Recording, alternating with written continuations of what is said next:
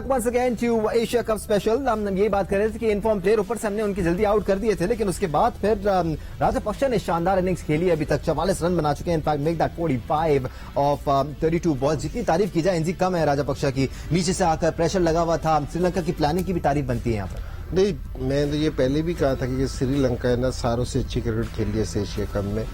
वो इसलिए कि जो इनका प्लान था ना कि जी ये अपना रिदम को ब्रेक नहीं करते कि आउट हो जाए तो उस चीज का प्रेशर नहीं लेते। हालांकि जिस तरह पाकिस्तान ने प्रेशर डाल दिया था कि जी 60 से पहले 5 आउट कर दिए थे, उसके बाद है ना इस पोजीशन में आना ये बड़ी जबरदस्त बात है।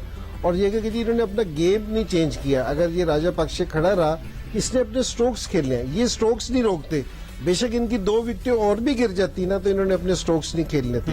तो ये मेरे ख्याल में कि जी श्रीलंका की बैटिंग की जितनी तारीफ की जाए, और ये बॉलिंग में भी अपने इसी तरह ही खेलते। जो रोल इनको दिया जाता है ना बॉलर्स को, ये उसी पे ना बॉलिंग भी करते हैं। तो जब हालांकि जिस टाइम ये पहला मैच अफगानिस्तान से हारे थे तो हम इनको कहीं भी कंसीडर नहीं कर रहे थे कि जी ये कोई बड़ी अच्छी टीम है। हमने कहा हो सकता है ये सेकंड राउंड में ना जाए, लेकिन उसके बाद से जिस तरह इन्होंने क्रिकेट खेली है तो बड़ी जबरदस्त इन्होंने अमेजिंग क्रिकेट खेली है कि जी सारी टीमों के अगेंस्ट है ना ये जिस तरह खेले हैं बहुत जबरदस्त। ये स्टाइल ऑफ प्ले भी लेकिन सिकंदर हर किसी को सूट करता नहीं है। जिस तरह आके बात कर रहे थे कि टेक्निकली बड़े स्ट्रॉन्ग प्लेयर हैं इनके पास नंबर 4, 5, 6 पे, तो देखो उस लिहाज से तो ठीक है। दानिश रिदम के साथ खेला जाता है ना क्रिकेट। इनका रिदम बना हुआ है इस पूरे टूर्नामेंट में। अमेजिंग। पहले वाकई हम तो पहले यही बात कर रहे थे शायद श्रीलंका सेकंड राउंड में आएगा ही नहीं, मगर कि वो इतने अच्छे रिदम से खेल रहे हैं, इतने अच्छे रिदम से खेल रहे हैं कि इतना मतलब 558 और वहां से उन्होंने देखो कितना जबरदस्त रिकवरी की, शानदार, और बहुत ही जबरदस्त अच्छे अच्छे शॉट्स मारे हैं। ये नहीं कि स्लॉगिंग हो रही है,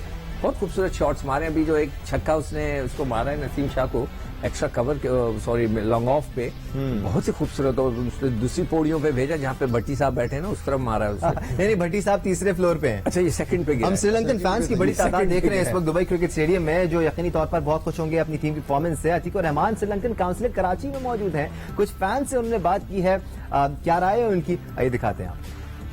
फाइनल जो भी टीम जीते, मेरी नजर जो भी टीम जीते ये हमारे लिए फख्र की बात होनी चाहिए। I think will win Sri Lanka.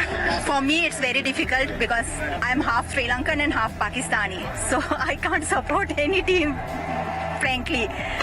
But we are praying for Sri Lanka. I like win to Sri Lanka. 140, 150 enough. We will try bowling attack. They were giving a good fight at the beginning, so but maybe after losing the toss, they might have a slight negative mindset. But inshallah, we'll hope they might give a good fight to Pakistan as well. Sri Lanka's bowling lineup is pretty strong, so Pakistan's batting lineup is equally strong. It's a very tough situation for Sri Lanka. I think they have to score until 140. So we still have a high hope because we have a good team, we have a good side which they showcased a lot of talents throughout the matches. Pakistan is a very strong team, and in the current situation, it's very hard to predict where it will go and what will happen. But we have still very hope. We'll see. How much goes. Sri Lankan consulate में बड़े knowledgeable cricket fan से बात कर रहे थे। अतीक रहमान, अपनी bowling को अच्छी तरह समझते हैं ये फैंस? देखिए, ये आप इस मैच की अगर अभी भी पोजीशन देखें जी, तो 5 आउट हो जाना और वहां से अभी भी वो टारगेट उनका 160 प्लस होने जा रहा है। इसी तरह अगर ये दोनों 2 ओवर खेल गए तो इसका मतलब ये है कि अगर आप अच्छी क्रिकेट खेले, सामने खेले, टेक्निकल शॉटिंग खेले, तो आपको 160-70 पाकिस्तान कर भी सकता है। इसके लिए कुछ ज्यादा प्रॉब्लम होनी नहीं चाहिए। बट ये है कि जिस तरह से उन्होंने रिकवरी की है, पाकिस्तान के पास ऐसे नीचे प्लेयर्स नहीं है कि वो अंडर प्रेशर आके बिल्ड करें और फिर टेक्निकल शॉटिंग खेलें। और एक उड़ता हुआ शॉट मारा है इस वक्त राजापक्षा ने, आउट होने का खतरा है यकीनी तौर पर। लॉन्ग ऑन पे शादाब खान मौजूद हैं और उन्होंने कैच ड्रॉप कर दिया है। Shadab Khan one of the best fielders Pakistan का, इसमें कोई शक नहीं है। अब दुनिया के बेहतरीन फील्डर्स में से एक माने जाते हैं शादाब खान। बॉल तारा बन गया था, बहुत ऊंचा चला गया था, लेकिन शादाब खान को तो ये कैच पकड़ना चाहिए। ये कैच जो है ना काफी महंगा भी यहाँ और बहुत होता है दानिश प्रेशर। दरअसल इसको कहते हैं सही मानों में प्रेशर। बड़े टूर्नामेंट में मुश्किल कैच लिए, लेकिन आप अपनी बैटिंग लाइनअप को जितना भी वर्नरेबल कह लें, आप कह लें कि जी आपकी बैटिंग लाइनअप में जो है वो इफ्तिखार मौजूद हैं, खुशदिल शाह मौजूद हैं, आसिफ अली मौजूद हैं, जिन्होंने इस टूर्नामेंट में 100 रन नहीं किए हैं। लेकिन आपको ये जानना चाहिए, आपको ये मानना चाहिए कि कुछ दुआएं हैं इस टीम के साथ, कुछ अलग है इस टीम के साथ। बिल्कुल। कभी नवाज कर देते हैं, कभी शादाब कर देते हैं, कभी नसीम शाह कर देते हैं। तो आपको इस चीज से उम्मीद रखनी चाहिए, क्योंकि क्रिकेट की तरह क्रिकेट का खेल रंग बदलता है। ठीक है, श्रीलंका की टीम की बैटिंग है, अब हमारी बैटिंग जो है इस मैच का फैसला करेगी। बाबर आज बहुत इंपॉर्टेंट होगा कि बाबर बहुत इंपॉर्टेंट रन्स करें, खड़े रहें, कुछ ओवर्स खेलें, और अगर वो 10 ओवर तक खेलते हैं और रन्स करते हैं तो फिर पाकिस्तान के लिए पोजीशन बेहतर होगी। अदरवाइज बाबर अगर आज खुदा ना करे, अल्लाह ना करे, अगर फेल होते हैं या कुछ उनके साथ होता है तो बड़ा पाकिस्तान के लिए सेटबैक होगा। इस किस्म के कैचेस में इनकी पोजीशन आपकी बड़ी इंपॉर्टेंट होती है। अगर बॉल सर के ऊपर से निकल जाता है मुश्किल हो जाता है, अपने आप को सही पोजीशन करना जरूरी है। थोड़ा सा जरा पीछे नहीं जा सके उस तरह नहीं तो हो गया। लेकिन ये शिकू भाई ने बात बिल्कुल सही कही है कि अभी तक विकेट में ना मुझे थोड़ा सा अभी भी सीम दिख रहा है कि जैसे ये लास्ट बॉलर्स बॉलिंग कर रहे हैं ना, तो अभी भी विकेट में थोड़ा सा है। और अगर यही अगर सेकंड इनिंग्स तक रहा तो हमारे मेन बैट्समैन है ना रिजवान और बाबर को है ना विकेट पे स्टे करना पड़ेगा। तो उसको स्टे जब तक नहीं करेंगे 8-10 ओवरों में नए बॉल पे अगर दूसरे बैट्समैन आगे तो मेरे ख्याल में पाकिस्तान को मुश्किल हो जाएगी इस चीज। क्या शानदार इनिंग्स यहाँ पर अंडर प्रेशर राजपक्षा ने खेली है। 35 गेंदों पर 50 रन बनाए हैं, 5 चौके 1 छक्का लगाया है और 142 के स्ट्राइक से बनुका राजपक्षा ने शानदार इनिंग्स खेली। आके बैटिंग के लिए पिच वैसे कैसी है, इतनी बुरी नहीं लग रही है? शुरू में थोड़ा सा फंसता हुआ नजर आ रहा था, सीम हो रहा है मूवमेंट, बट बल्ले पे आ रहा है बॉल। देखिए अच्छी लाइन और लेंथ के ऊपर रखो तो इतना आसान नहीं, थोड़ा सा बॉल सीम हो रहा है, पर टेक्निकली अब बैटिंग करो तो ऐसी कोई प्रॉब्लम नहीं है। लेकिन इसके ऊपर you have to bring something different. अभी अगर आप देखें तो हारिस ने अभी ये चौथा भी आउट कर दिया था ऑलमोस्ट, और वो इसलिए किया कि वो मिक्स कर रहे हैं, ये भी कटर उन्होंने मारा है। तो you have to find out कि आपका विकेट टेकिंग बॉल कौन सा है। अगर हारिस का देखें तो ये आजकल जैसे इन्होंने कप्तान को, इंडियन कैप्टन को भी आउट किया था आते ही वो कटर मार के जी। तो ये जरूरी है कि आपको पता हो कि आपका विकेट टेकिंग बॉल कौन सा है। बट ये अब ये फाइनल वाला स्कोर वो बनाने जा रहे हैं, बिल्कुल चाहे फ्लैट पिच हो, कुछ भी हो, 160 प्लस 170 के पास रन होंगे तो जो फाइनल का एक प्रेशर होता है वो आपके लिए फिर आपको ऊपर से पार्टनरशिप बड़ी जरूरी है। वरना ये जो आपके मिनी ऑलराउंडर्स होते हैं इनके ऊपर प्रेशर पड़े एक तो फाइनल का, एक चेज करने का, तो वो खासा मुश्किल हो जाता है। यही हमने बड़े बड़े मैचेस में पाकिस्तान टीम की परफॉर्मेंसेस देखी हैं। एट टाइम्स हम इनको बिल्कुल राइट ऑफ कर देते हैं, लेकिन जब बड़ा मैच होता है, माजी में जो कुछ भी हुआ होता है, चाहे वो बुरी परफॉर्मेंसेस हो या फिर स्ट्रगल्स हो, वो सब एक तरफ हो जाती हैं। प्रोफेशनल्स उस बड़े मैच में उसी फ्रेम ऑफ माइंड में आ जाते हैं। They are tuned that way. देखिए आपके पास नंबर 1 बैट्समैन आईसीसी T20 के रिजवान और उसके बाद बाबर आजम नंबर 2 बैट्समैन है। तो अगर श्रीलंका की टीम यहाँ पर 160 करती है, 170 करती है, तो आपकी बैटिंग लाइनअप इस बात की अहलियत रखती है कि वो किस तरह फिनिश करते हैं। बिल्कुल एक अच्छी इनिंग ड्यू है आपके पास फखर जमान के ऊपर, वो भी जनाब पाकिस्तान सुपर लीग के बेस्ट बैट्समैन रहे सीजन 7 के। तो ठीक है, क्रिकेट का खेल है, फाइनल का अलग प्रेशर है, और इन तमाम चीजों के साथ पाकिस्तान की बैटिंग लाइनअप किस तरह परफॉर्म करती है, नहीं करेगी तो नतीजा आपके सामने है। मेरा ख्याल है आप बॉलर्स ने अपना बॉल कर दिया है, और पहले 50 रन जितने श्रीलंका के लिए मुश्किल थे, 100 रन उतने ही आसानी के साथ बने हैं। तो आपको ये सोचना चाहिए अगर इस पिच के ऊपर 58 for 5 के बाद श्रीलंका की टीम जो है वो कम बैक कर सकती है, तो फिर आपकी टीम जो इस बात की अहलियत रखती है। और पहले 50 रन बनाना श्रीलंका के लिए जितना मुश्किल था, लेट्स होप पाकिस्तान के लिए उतना ही आसान हो, क्योंकि वो 50 रन ही जो है उसमें थोड़ा सा हम स्ट्रगल करते हैं। आलिया, कंस्ट्रक्टिव क्रिटिसिज्म एक तरफ, वो तो हम करते ही रहते हैं, लेकिन यहाँ पर एक 60, 65, 70 भी बन जाता है। इस बात को मद्देनजर रखते हुए कि श्रीलंका की बॉलिंग लाइनअप तगड़ी है, we believe we can do it. Pakistan में पोटेंशियल तो है, हाँ परफॉर्म नहीं कर पाए वो अलग बात है, लेकिन इस टीम में पोटेंशियल है एक 75, 70, 80 चेस करने का। जी बिल्कुल है, क्यों नहीं है, हम क्यों गिव अप करें। वो अगलों ने 5 विकेट लूज करने के बाद जो है हिम्मत नहीं हारी, तो हम क्यों हारे। मगर ये बात जरूर है कि अगर आप डाइवर्स सिचुएशंस में कंडीशंस को समझ के बड़ा स्कोर करने की अहलियत रखते हैं तो फिर आप बड़े प्लेयर हैं। यही हमने देखना है कि क्या हमारे दोनों ऊपर के जो टॉप के प्लेयर्स हैं, ओपनर्स, उन्होंने तो अपनी क्लास शो की हुई है। आज एक और चैलेंज है उनके सामने कि अगर वो खड़े रहेंगे, बड़ा कम से कम आधा सफर तय करेंगे, तो फिर उनके बाद नीचे हमारे पास बिल्कुल ऐसे प्लेयर्स हैं जो बहुत अच्छा फिनिश कर सकते हैं, खड़े भी हो सकते हैं। पार्टनरशिप्स की अहमियत को हमें बिल्कुल इग्नोर नहीं करना, क्योंकि हर वक्त मुसलसल आपको हवा पे खेलने की जरूरत नहीं है। जैसे जबरदस्त चौके हमने देखे हैं, जिस तरह से श्रीलंका की टीम खेली है, राजापक्सा बहुत ही जबरदस्त खेले हैं, क्या अच्छे प्लेयर हैं। पाकिस्तान के खिलाफ जब सीरीज थी तब भी ये बहुत इन्होंने इम्प्रेस किया था, और आज फिर देखें कि एक डिसेंट प्लेयर के तौर पे उन्होंने कितनी जबरदस्त इस वक्त परफॉर्मेंस। बिल्कुल आलिया, यहाँ पर एक और कैच ड्रॉप हुआ है, और ये पहली बार नहीं हुआ है एशिया कप में। देखा है कि दो प्लेयर्स एक साथ कैच पकड़ने आ जाए। आसिफ अली के हाथ में बॉल जा रहा था, it was an easy catch जिस पर कॉल होनी चाहिए थी। शादाब खान दूर से भागते हुए आए हैं, और ऐसा लग रहा है कि दोनों में कोलिजन भी हुआ। एक बार फिर बॉल टॉप एज लगा था, बहुत ऊपर चला गया था, डीप मिड विकेट पर खड़े हुए थे आसिफ अली, और स्क्वायर लेग से भागते हुए आ रहे थे शादाब खान। आसिफ अली के हाथ में बॉल आ रहा था। I doubt what Shadab Khan was doing.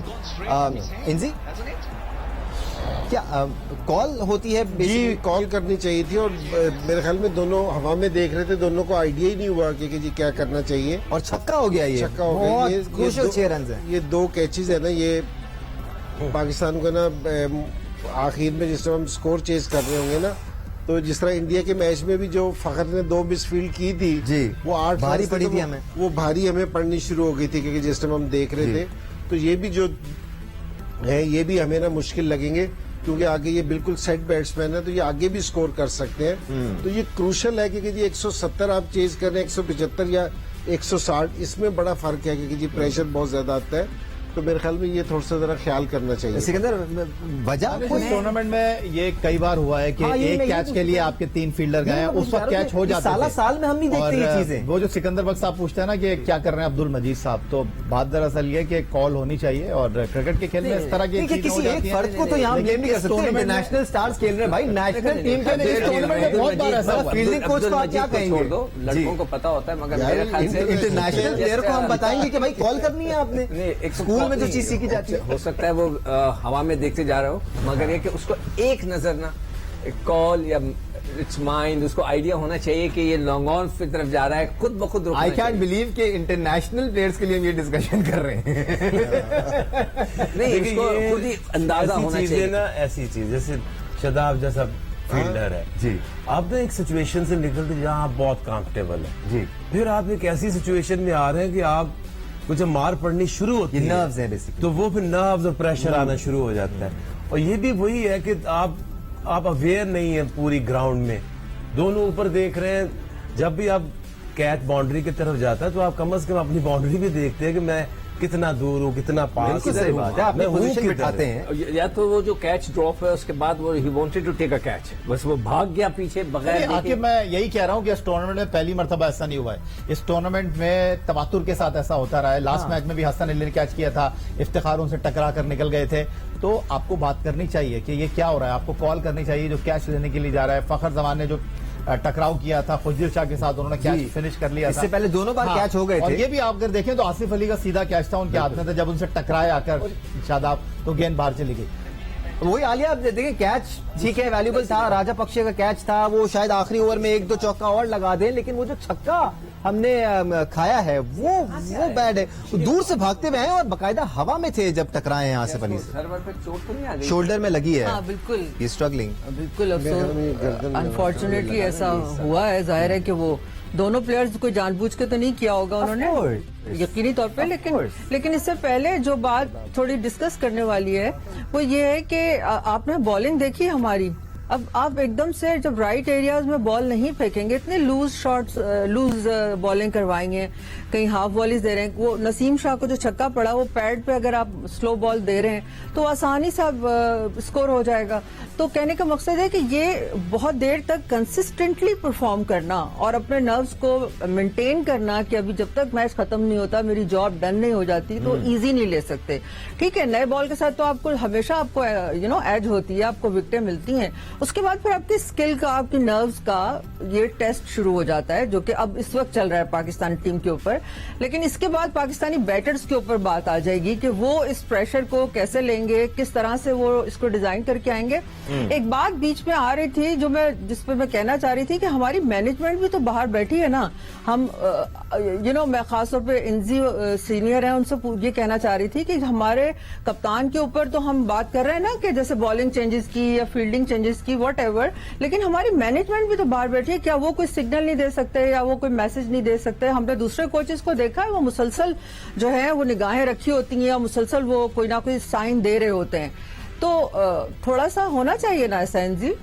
नहीं, बिल्कुल होना चाहिए, क्योंकि जहाँ और ये आप प्लान का हिस्सा भी करते हैं कि जी अक्सर कप्तान ये कह के भी जाते हैं, या मैं भी जिस टाइम कप्तान था मैं भी कह के जाता था कि अगर मेरे से फील्ड पे कोई ऐसा हो रहा हो या चेंजिंग या बाहर से आप कोई चीज देख रहे हो तो मुझे जरूर मैसेज भिजवाए इस चीज का। और इसमें ये कोई बुरा मनाने वाली बात भी नहीं है, ये बल्कि हेल्प होती है इससे आपके अंदर, क्योंकि आप है ना काफी सारी चीजें अंदर सोच रहे होते हो तो कुछ चीजें आपसे मिस हो जाती है बास टाइम, कुछ चीज ऐसी, तो उससे ना फिर ये कि बाहर से मैसेज आ जाते हैं तो आप आ जाते हो।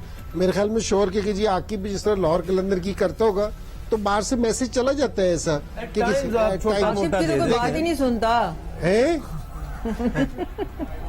क्या कह रहे हैं? अच्छा, मैंने कहा आकिब की तो कोई बात ही नहीं सुनता। देखिए मैं तो हमेशा से सपोर्टिव हूँ कि जो कप्तान है ना उसको आप को मैसेज भेज सकते हैं, बट ये जरूरी नहीं है कि जो आपको बाहर से चीजें टाइम उतनी क्लियर नहीं नजर आती जितनी के अंदर वो चीजें हो रही होती हैं। आज जाहिर है उसने थोड़ा सा 4 ओवर नहीं कराने चाहिए थे। आप अपने पार्ट टाइम बॉलर्स लाते हैं बीच में एक ब्रेक थ्रू के लिए, जी ब्रेक थ्रू मिलते ही आप अपना बॉलर लाते हैं, 3 ओवर नहीं करा ताकि विकेट पे विकेट गिरे तो अगली टीम की कमर फिर टूटती है। बाकी ऐसी फील्ड में तो देखिए एट टाइम्स आपको 10 मैच गुजर जाएंगे, कोई ऐसा कैच नहीं आएगा जहां 2 लोग आपस में टक्कर मारे। आई थिंक कि वो बॉल को देख रहे थे ऊपर और आइडिया नहीं हुआ कि वो ठीक है। सिकंदर 19.2 ओवर हो गए हैं, 158 उन्होंने बना लिए हैं, 165-70 भी हो जाते हैं यहाँ पर। फाइनल को देखा जाए तो इतना बड़ा स्कोर नहीं है ये। हम शायद पिछले मैच की वजह से थोड़ा सा ज्यादा खौफ खाए हुए हैं, मगर एक 181 भी हमने चेस किया अगेंस्ट इंडिया, बिल्कुल। तो मगर जैसे मेरा बिलीव ये है कि रिजवान तो खेल ही रहा है अच्छा, अगर आज बाबर भी खेल जाए तो बहुत ही अच्छा हो जाएगा from the top. It's very important for him कि वो स्कोर करे।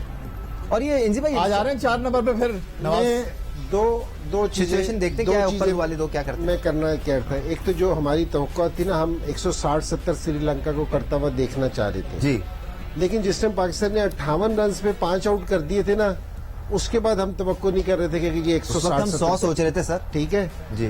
तो एक जो भी टीम 50 पे 5 आउट होने के बाद जिस टाइम 160-70 करती है ना, मोमेंटम उसकी तरफ उसका मोमेंटम उसकी तरफ आ जाता है। एक तो ये वाली चीज है कि जी ये बड़ी जरूरी चीज है। और दूसरी चीज ये है कि श्रीलंका की जो बॉलिंग है ना, वो भी 160-170 रन मांग रही होगी। अगर इनकी प्लान भी होगा ना, वो इतना ही रन होगा। अब ये नहीं है कोई चीज, वो अपने प्लान के ऊपर है। अब पाकिस्तान को जहां से अच्छी क्रिकेट खेलनी पड़ेगी, इनको रिस्पॉन्सिबिलिटी लेनी पड़ेगी बैट्समैनों को अपने ऊपर। वो जो उनका टारगेट है ना, वो अपने टारगेट पे है। राजापक्षा का वो जो ड्रॉप कैच था वो अभी तक भारी पड़ रहा है, बिकॉज ये वही राजापक्षे हैं जिनका भी थोड़ी देर पहले कैच ड्रॉप हुआ था और उन्होंने अभी एक चीकी छक्का लगाया है। अब 61 रन बना चुके हैं, आखिर महंगा पड़ रहा है वो ड्रॉप कैच हमें। Part of the game, but महंगा तो पड़ रहा है डेफिनेटली। लेकिन ये इंतजाम ने जो बात की ना, ये जो असल में जो मोमेंटम होता है ना ये T20 क्रिकेट में जी, ये अगर चल पड़े ना तो पाकिस्तान ने उनको कोई 12-13 ओवर तक उसमें फंसा के रखा हुआ था। लेकिन गुड थिंग कि उन्होंने वहां से वो निकले और फिर आपको अपॉर्चुनिटीज 2 मिली हैं कि आप उनको आउट करते राजापक्षा को। तो ये जो अब 70 की तरफ स्कोर जा रहा है वो थोड़ा 55 पे रुक सकता था थोड़ा। और एंड में जब मैच खत्म होता है तो जब अंदर जाते हैं चेंज करके बैट्समैन वापस आते हैं तो वो मोमेंटम उस टीम के साथ जा रहा होता है। राइट, लास्ट बॉल और उसको उठाकर मारा है एक्स्ट्रा कवर के ऊपर से। 6 रन हासिल करेंगे। इनिंग्स का इख्तिताम भी छक्के के साथ किया है राजापक्षा ने। शानदार बैटिंग का मुजाहिरा Sri Lankan lower order batsman Rajapaksa की जानिब से, जिन्होंने जबरदस्त इनिंग्स खेली है। यहाँ पर 45 रन पर 71 रन की इनिंग्स, और इसमें कुछ सपोर्ट पाकिस्तानी फील्डर्स ने भी किया, एक कैच भी उनका ड्रॉप हो, लेकिन उस वक्त तक राजपक्षा काफी डैमेज कर चुके थे। अपनी टीम के लिए आए थे खेलने के लिए, जब उनकी टीम मुश्किलात से दो चार थी। 5 खिलाड़ी वापस पवेलियन लौट चुके थे। राजपक्षा ने उसी रफ्तार से रन किए जिस रफ्तार से पहले 3-4 बैट्समैन रन्स करते आ रहे थे। किसी बॉलर को राजपक्षा ने नहीं छोड़ा, और इस तरह श्रीलंका ने पाकिस्तान को एक बहुत ही कंपैरेटिव 171 रन्स का टारगेट दिया है। 6 विकेटों के नुकसान पे श्रीलंकन टीम ने पहले खेलते हुए 170 रन बनाए थे। याद रहे, पाकिस्तानी कप्तान बाबर आजम ने टॉस जीता था और पहले बॉलिंग करने का फैसला किया था। यहां श्रीलंका ने भरपूर फायदा उठाया इस दावत का। इवन दो श्रीलंका की विकेटें वक्तन फवक्तन गिरती रही, उसके बावजूद उनके रन बनाने की रफ्तार बिल्कुल कम नहीं हुई। इस तरह श्रीलंका ने पाकिस्तान को फाइनल मैच में एशियन चैंपियन बनने के लिए 171 रन का टारगेट दिया है। बस अब कुछ ही टाइम रह गया हमारे पास, लेकिन ये यहाँ पर ट्रांसमिशन का अख्ताम नहीं होगा। रात 10 बजे जब मैच अपने क्लाइमैक्स पे होगा, सैयद याहिया हुसैनी हमारे पूरे पैनल के साथ आपको ज्वाइन करेंगे और मैच के इख्तिताम की तरफ लेके जाएंगे। लेकिन इस वक्त की सूरत हाल ये है कि पाकिस्तान के लिए आज एक बार फिर हारिस रऊफ ने शानदार बॉलिंग की है, नसीम शाह ने शानदार बॉलिंग की है, लेकिन उससे ज्यादा शानदार बैटिंग श्रीलंका ने की है। क्या होने जा रहा है एनजी, चेस कर लेंगे हम? नहीं, इंशाल्लाह चेस बिल्कुल कर लेंगे, और श्रीलंका को क्रेडिट जाता है जिस तरह उन्होंने जिस तरह उन्होंने बैटिंग की है, स्पेशली लास्ट 10 ओवरों में तो बड़ी जबरदस्त की है। और मैं ये कहूँगा कि जी बॉलर्स हमारों ने बड़ी अच्छी बॉलिंग की, लेकिन पहले 10 ओवर तक जो उसका एडवांटेज था वो हमने पूरा खो दिया। अब मैं ये कहूँगा कि जी बॉलर्स ने बॉलिंग ठीक की है। जो श्रीलंका, अगर हम पहले बैटिंग कर रहे होते ना, हमारे जहन में भी ये होता है कि हम 170 रन कर लें। जो उन्होंने अपना टारगेट पूरा कर लिया, बॉलर रोक नहीं सके हर सारी चीजों के बाद। अब पाकिस्तान को यहाँ से बैटिंग अच्छी करनी पड़ी। आके जीत रहे हैं। देखिए इस मैच में मुझे जो नजर आ रहा है, क्योंकि देखिए एक ड्रीम जो आप एक टारगेट सेट करते हैं ना, वो 180 होता है जी। लेकिन इस मैच में मुझे नजर आ रहा है कि Fakhar is a big player, match winner.